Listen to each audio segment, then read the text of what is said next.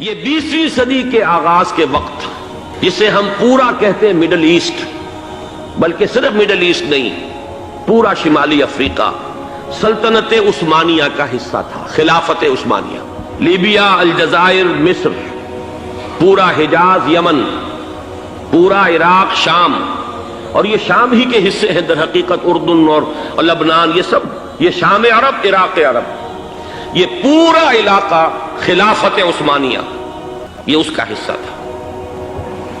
پہلی جنگ عظیم میں انگریزوں نے عربوں کو بغاوت پر آمادہ کیا، غداری پر آمادہ کیا، انہوں نے خلافت عثمانیہ کے خلاف بغاوت کی، بیج بوئے ان کے دلوں کے اندر نفرت کے، ابھارا انہیں، تم ترکوں کے غلام کیوں ہو، تمہیں خود حاکم ہونا چاہیے، تم کھڑے ہو جاؤ، ہم مدد کریں گے، تم بغاوت کرو، تم ان ترکوں کے خلاف ہماری مدد کرو، ہم تمہیں آزاد کر دیں گے، تم اپنے پاؤں پر خود کھڑے ہو جانا۔ یہ بہت ہی ہمارے لیے دردناک المیہ ہے اس پہلی جنگ عظیم کا۔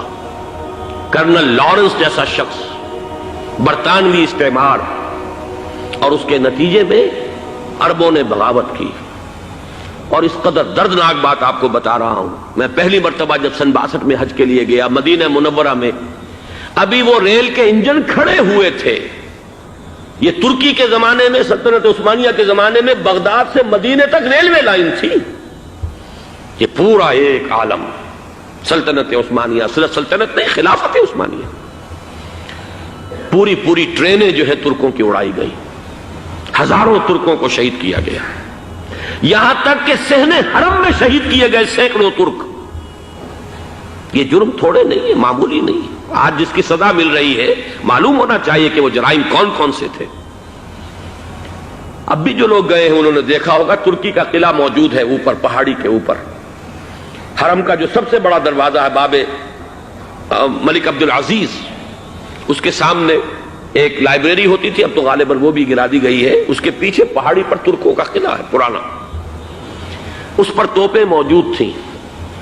جب بغاوت ہوئی ہے، جو حرم میں آئے ہوئے تھے ترک فوجی، ظاہر بات ہے نہتے، وہ تو نماز پڑھنے آئے ہوئے تھے، ان کو وہاں ذبح کیا گیا ہے، اور ترکوں نے اپنی توپیں استعمال نہیں کی کہ کہیں بیت اللہ کو کوئی گدن نہ پہنچ جائے۔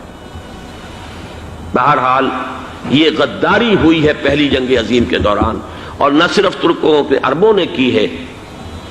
جیسا کہ میں نے کہا تھا، دو ہیں سب سے بڑے مجرم، اس میں ہمارے مسلمان پنجابی سپاہی بھی شامل تھے، لیکن اس کے بعد سلطنت عثمانیہ کے ٹکڑے ہو گئے، چیچڑے ہو گئے۔ ایک انگریز نے لکھا ہے یہ جملہ، زہر میں بجھا ہوا جملہ، کہ تاریخ میں یہ بات ثبت ہو جائے گی کہ ایک انگریز نے اس سلطنت کے ٹکڑے کر دیے کہ جو عمر فاروق نے قائم کی تھی رضی اللہ تعالی عنہ۔ یہ پورا عالم، یہ تمام علاقہ کس نے فتح کیا تھا؟ یہ بات ہاتھ بدل گئے تھے، پھر ترک آ گئے، خلافت عثمانیوں کے پاس چلی گئی، لیکن یہ سلطنت تو حضرت عمر رضی اللہ تعالیٰ عنہ کے زمانے سے چلی آ رہی تھی۔ اس کو ایک انگریز کرنل نے، اور اس نے بغاوت پہ آمادہ کر کے عربوں کو اور ترکوں کے پیٹھ میں چھرا گھپوا کر ان کے ذریعے سے اور ٹکڑے کر دیے۔ لیکن جب جنگ ختم ہوئی، اب انہوں نے کہا کہ اب ہمیں آزادی دیجیے، تو اب انہیں معلوم ہوا کہ غداروں کو دنیا میں کیا ملتا ہے، ٹکڑے کر دیے گئے۔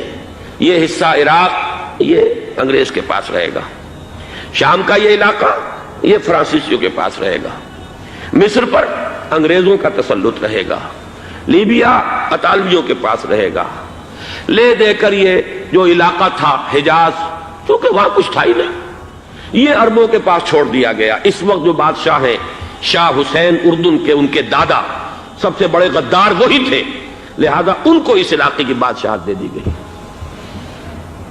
اس کے بعد نجد سے ایک تحریک اٹھی ہے، وہ سعودی جو خاندان ہے وہ نجد سے اٹھا ہے۔ نجد میں اس وقت کچھ بھی نہیں تھا، وہ تو صرف ریت کے تودے تھے اور کچھ بھی نہیں، لہذا ادھر کسی استعماری قوت کو دیکھنے کی ضرورت ہی نہیں تھی۔ وہ تو بعد میں تیل برآمد ہوا، اس کی حیثیت ہو گئی، اور یہ امارات کا علاقہ جو ہے اس کی دنیا میں اب گویا کہ یوں سمجھیے کہ جو سب سے زیادہ اہم علاقے ہو سکتے ہیں روئے ارضی کے نقشے پر، ان میں سے ایک وہ ہو گیا، لیکن یہ اس وقت کی بات میں کر رہا ہوں، کوئی حیثیت نہیں تھی، لہذا اس کو چھوڑ دیا گیا۔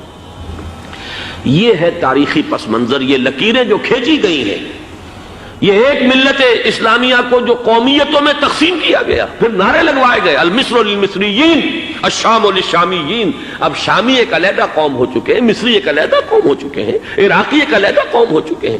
یہ ساری تقسیمیں استعمار کی پیدا کرنا ہے، اس کا کوئی تعلق اسلام کے ساتھ نہیں. اب ضرورت تو اس بات کی تھی کہ استعمار کے پنجے جب یہاں سے کچھ ہٹے، دوسری جنگ عظیم کے بعد ایک دور آیا، امریکہ ابھرا ہے دنیا کی عالمی سطح پر سیاست میں. برطانیہ کمزور ہو چکا تھا، وہ اتنے بڑے علاقے کو اب ہولڈ نہیں کر سکتا تھا. ہندوستان بھی آزاد ہوا، پھر یہ کہ اور دوسرے علاقوں سے بھی اس کو پسپائی اختیار کرنی پڑی. استعمار کے پنجے جس طرح بھی ہوئے، ان کے سینوں سے، عربوں کے سینوں سے جو ہے گویا کہ وہ ہٹے. لیکن امریکہ نے ایک اپنی بہت بڑی حکمت عملی جو اختیار کی، عالم عرب کے سینے میں اسرائیل کا خنجر پیوست کر دیا تاکہ یہ کبھی آزاد نہ ہو جائیں، ہمارے انگوٹھے تلے رہے، ہماری پالیسی گورن کرے. یہ استعمار کا دوسری جنگ عظیم کے بعد جہاں برطانوی استعمار، فرانسیسی استعمار رفتہ رفتہ یہ ہٹنے شروع ہوئے. صدر ناصر نے انگریزوں کو اٹھا کر پھینکا میڈیٹرینین میں اور دوسرے جگہوں سے. الجزائر نے آزادی حاصل کی فرانس سے، اطالویوں سے جو ہے لیبیا والوں نے آزادی حاصل کی. یہ ہو گیا، لیکن ایک خنجر پیوست کر دیا گیا اسرائیل کا سینہ عرب میں. اس صورتحال میں ظاہر بات ہے کہ ایک تو بڑی آئیڈیل پوزیشن تھی کہ پورا عالم اسلام متحد ہو، لیکن وہ تو بہت دور کا خواب معلوم ہوتا ہے. علامہ اقبال سے بڑا کوئی نقیب نہیں ہے ملت اسلامی کی وحدت کا، لیکن انہیں بھی اپنے لیکچرز میں کہنا پڑا کہ اس وقت جو صورتحال ہے پورے عالم اسلام کی ایک وحدت بن جانا تو تقریباً ناممکن نظر آ رہا ہے. اگر کسی طرح ایک common wealth of Muslim nations وجود میں آ جائے تو بھی بڑی کامیابی ہوگی. لیکن اس سے بھی پہلے یہ تو زیادہ آسان تھا کہ عالم عرب ایک وحدت کی شکل اختیار کر لے. یہ تو ایک قوم ہے، اکثر و بیشتر ایک نسل یا زیادہ دو نسلیں کہتی تھیں. شمالی افریقہ میں بربر نسل بھی ہے، باقی تو سب عرب ہیں. یہ پورا عالم ایک نسل، ایک زبان، یہ تو ایک ہو جائے. افسوس یہ ہے کہ اس کا ایک ہو جانا، ایک شخصیت ابھری تھی جو مذہبی مزاج کی شخصیت تھی، جو دینی مزاج کی حامل شخصیت تھی. اگر اس کی قیادت میں عالم عرب متحد ہو جاتا تو واقعتاً ایک بہت بڑا جو ہے مرحلہ وہ طے ہو جاتا پوری عالمی ملت اسلامیہ کی ایک وحدت اختیار کرنے کا. وہ شخصیت تھی شاہ فیصل شہید کی. اور اس لفظ کے ساتھ ہی آپ کے ذہن میں آ گیا ہوگا کیوں انہیں شہید کر دیا گیا، کس نے کیا کرایا، کہاں سے تعلیم حاصل کر کے آیا تھا وہ جس نے شہید کیا شاہ فیصل شہید کو. اس کی گردن پر کون سوار تھی، وہ یہودی لڑکی کے جس کے فوٹو بھی شائع ہوئے، ایک گردن پر اٹھائے کھڑا ہوا شہزادہ اپنی ایک یہودی دوست کو، لڑکی کو. اور وہی ہے کہ جس نے جا کر پستول سے شہید کیا ہے. جان میں اچھی طرح جان لیجئے، جیسے بارہا میں نے عرض کیا ہے کہ حضرت عمر کو شہید کرنے والا کہنے کو ابو لولو فیروز تھا، لیکن اس کے پیچھے پورا ایرانی نسل پرستی کا جو پورا پس منظر ہے، اسے تو ہر شخص جس کی ذرا بھی نگاہ جو ہے جو صرف منظر کو نہ دیکھ رہی ہو، پس منظر کو بھی دیکھنے والی ہو، وہ تو جان دے گی کہ ابو لولو فیروز ایک فرد کا نام نہیں تھا، وہ ایران کا انتقام تھا عالم عرب سے. بالکل اسی طریقے سے یہ امریکی استعمار کا ہتھ کنڈا تھا، اسے محسوس ہوا. شاہ فیصل مذہبی مزاج کا شخص یہ ابھر رہا ہے، اور یہ شاہ فیصل کی حکمت عملی کا ذرا آپ اندازہ کیجئے.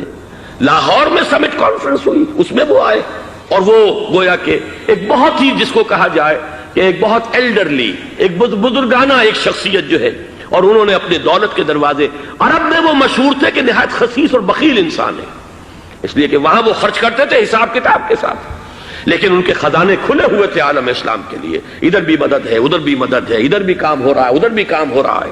پھر انہوں نے تیل کا ہتھیار استعمال کر کے ایک دفعہ امریکہ کو دن میں تارے دکھا دیے تھے. لہذا ان کا ہٹایا جانا سین سے یہ امریکی استعمار کے لیے لازم تھا.